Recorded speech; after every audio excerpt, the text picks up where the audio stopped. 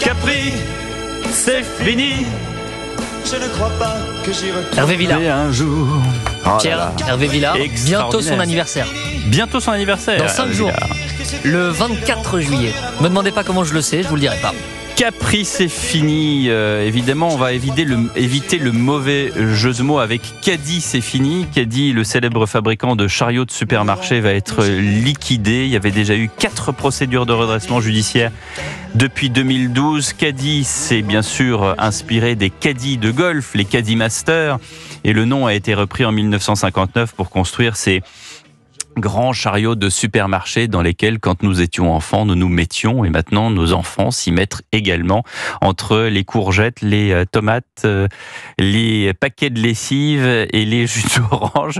Je vois que Stéphanie Demuru et Trina Magdine rigolent parce qu'on a tous connu ça, Oui, et j'ai l'impression que ça continue maintenant, aussi. on rentre plus dedans. Même, Voilà, mais on met malheureusement. nos enfants, en tout cas quand ils étaient en bas âge. Et Voilà. malheureusement, parce que c'était super de se mettre dans le caddie. Mais oui, c'était c'était la voiture du supermarché. Voilà, l'impression de faire un petit tour entre les rayonnages. Bon, cela dit, blague à part, c'est triste parce que c'était une belle enseigne et c'était une enseigne française. Dans la même semaine, on apprend que pour Duralex, mercredi dernier, les 3 candidats à la reprise de la verrerie, célèbre verrerie de la chapelle Saint-Mémin, ont détaillé leur projet devant le tribunal du commerce d'Orléans. Décision délibérée au 26 juillet. 228 salariés sont employés et c'est difficile pour Duralex. Bonjour Vasco da Silva.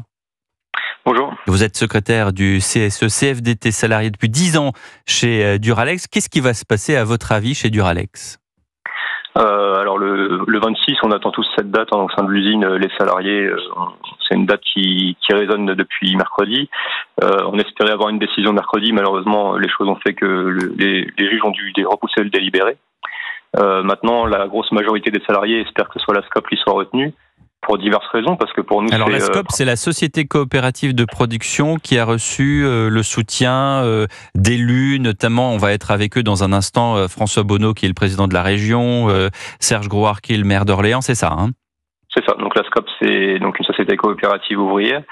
C'est ce qui, pour la plupart des salariés, espèrent qu'il soit retenu, parce que c'est pour nous la meilleure solution de pérennité pour la sauvegarde de l'entreprise et la sauvegarde des emplois, vu que le projet de SCOP ne prévoit aucun licenciement. Justement. On a reçu un gros soutien de toutes les collectivités locales. Oui. Au niveau du dessus, au niveau État, on n'a pas vraiment eu de soutien, ce qui, pour nous, est un peu dommage. Ce qui est a priori le cas pour un autre gros dossier dans la reprise, le dossier de Tour et compagnie, qui, a priori, eux, auraient reçu un gros soutien de l'État.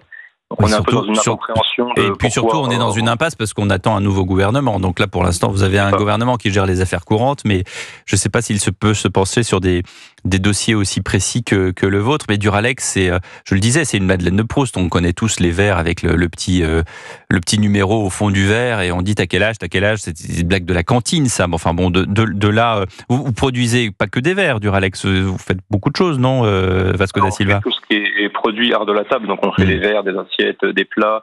Maintenant, la gamme s'est un peu élargie ces dernières années. On fait ce qu'on appelle de la conservation, donc des plats avec des couvercles. Ouais, mais c'est majoritairement, c'est uniquement des arts de la table. Mais alors, qu'est-ce qui se passe? Il y a une concurrence qui vient d'où? Est-ce qu'il y a des verres qui sont moins chers? Pourquoi est-ce que ça marche pas, Duralex? Ou en tout cas, pourquoi est-ce que ça n'est pas rentable? La concurrence, on l'a depuis des années. C'est pas un problème nouveau pour nous, c'est un problème qu'on a toujours suggéré, mais on a quand même cette force d'image et de marque qui fait que les clients qui veulent quelque chose de bien savent quoi prendre. Mais non, les problèmes ensuite qu'on a eu ces dernières années, pour nous, c'était plus au niveau, je parle au niveau ressenti CSE, c'était plutôt une ingérence des précédents dirigeants. Donc c'est ça qui a malheureusement fait capoter les choses. Nous sommes avec le maire d'Orléans, Serge Grouard. Bonjour monsieur le maire. Bonjour à tous. Vous êtes également avec François Bonneau, le président de région. Les élus se sont mobilisés pour venir en aide à Duralex. Qu'est-ce que vous voyez comme décision arrivée? Est-ce que c'est la fin? Est-ce qu'on peut se dire qu'il n'y aura plus de Duralex? Et si c'est le cas, comment est-ce que toutes ces entreprises françaises, je citais Caddy tout à l'heure, on a eu une petite frayeur sur le Doliprane, mais Sanofi nous a rassuré au cours de la semaine, comme quoi c'était pas exactement ce qui avait été dit, mais on a l'impression qu'il y a comme ça des fleurons français qui disparaissent. C'est d'une tristesse infinie. C'est d'une tristesse infinie, c'est vrai, mais je veux vous dire une chose très simple, c'est que cette entreprise est compétitive.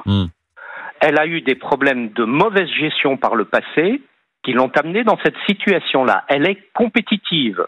Elle vend partout à l'international. Alors, qu'est-ce qui se passe? Moi, je ne suis pas dans la nostalgie, si vous voulez, des vers de notre enfance. Je vois une boîte avec des salariés remarquables, avec une capacité technologique remarquable, et qui vend partout dans le monde.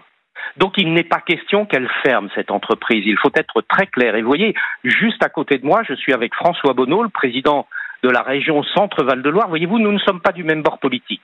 Nous sommes main dans la main sur ce dossier.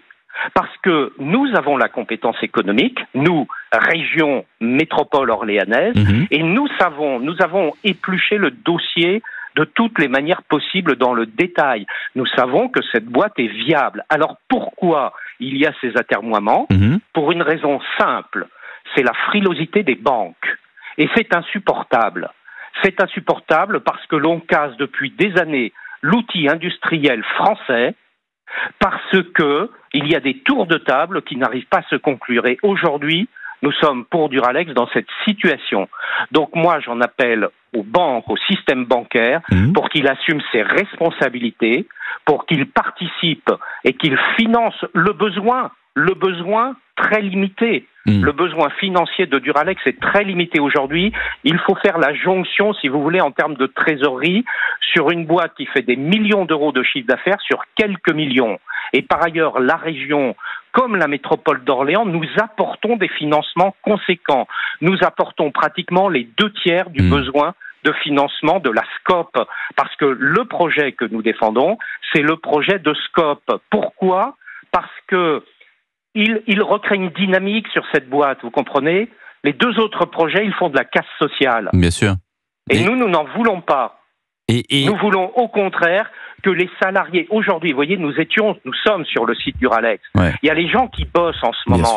Ils sont pas sur la plage. 228 salariés. Ils sont 228. Ils sont fiers de leur boîte et ils ont des raisons de l'être. Et ils ont mis la main à la poche aussi, eux-mêmes. Et vous vous rendez compte, ils pourraient être en train de bloquer l'entreprise. Ils pourraient dire, on en a marre, on arrête tout, parce que nous, on bosse comme des damnés depuis des années. Non. Ils veulent sauver la boîte. Et ils mettent de l'argent de leur poche pour créer le capital de la SCOP. Vous dites, Serge Grouard, qu'il y a la banque au bout du cheminement, il y a la banque pouce levé ou pouce baissé. Comment ça se fait? Est-ce que c'est une banque en particulier? Ou est-ce que c'est, vous disiez, le système bancaire en général? Et est-ce que si c'est le système bancaire, pardonnez-moi, je vais terminer, que si c'est le système bancaire en général, est-ce que c'est aussi parce qu'aujourd'hui, on le sait, les banques de détail ne fonctionnent plus comme avant, elles sont dirigées par des banques d'investissement qui elles-mêmes ont des capitaux étrangers à l'intérieur des fonds propres, et du coup, non, les top plats, les déjeuners qu'on faisait à une époque pour conclure une affaire, tout ça c'est fini parce qu'il y a 40 avocats qui se réunissent dans une salle avec parfois en visio et ils se disent là-dessus on va pas pouvoir suivre. Pour être très très clair, nous avons le soutien aujourd'hui de 2 banques qu'il faut remercier et qu'il faut voir leur engagement confirmé parce que les autres banques se sont, permettez-moi de le dire, défilées. Alors que je le dis, il n'y a pas de risque financier. On pourrait dire, oui, mais les banquiers, ils vont pas mettre de l'argent si c'est à perte. Il n'y a pas de risque. Pourquoi? Parce qu'encore une fois, nous avons une couverture financière avec la BPI, avec la région, avec la métropole d'Orléans. Donc les prêts qui vont être consentis à la SCOP, ces prêts, ils sont gagés. S'il y a la banque publique d'investissement, c'est que normalement ça devrait suivre. Mais bien sûr, il y a BPI qui est avec nous et ce projet, il a aussi des stocks. Donc vous pouvez gager les stocks qui couvrent largement, très largement le besoin de financement. Il y a zéro risque. Alors maintenant, si vous arrivez, vous, à m'expliquer cette frilosité, si vous arrivez à me dire qu'il y a des interventions extérieures qui font qu'on ne veut pas d'une scope... Moi, je vous dis juste, mais c'est parce que je m'intéresse beaucoup à l'économie et à la finance, je vous dis juste que les banques ne fonctionnent plus comme avant. Mais ça, je pense que vous le savez aussi, monsieur Grouard. Oui, mais on a depuis le début de la reprise de ce projet... Mais vous avez deux banques qui vous suivent. Vous avez deux banques qui vous suivent et vous avez la BPI qui vous suit, donc normalement, ça devrait bien se terminer. Plus que cela. Non, il faudrait qu'il y en ait plus que cela aujourd'hui. Votre appel est entendu. Votre appel est entendu, monsieur Grouard et monsieur Bonneau. Et merci beaucoup également à monsieur Da Silva d'avoir participé à l'émission.